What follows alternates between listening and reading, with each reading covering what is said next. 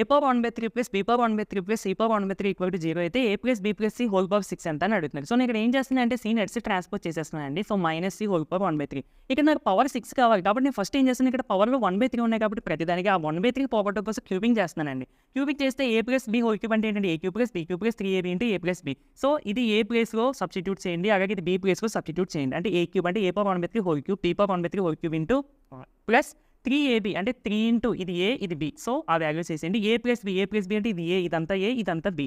So A plus B equal to ఇది cubing చేస్తే cube దీనికి అప్లై అవుతుంది కదండి, మైనస్కి అప్లై అయినప్పుడు మైనస్ వస్తుంది. సి పవర్ 1/3 హోల్ క్యూబ్ అంటే 3 క్యాన్సిల్ అయిపోయి సి వస్తుంది. సో ఇక్కడ చూడండి 3 క్యాన్సిల్ అయిపోయి ఏ 3 క్యాన్సిల్ అయిపోయి బి.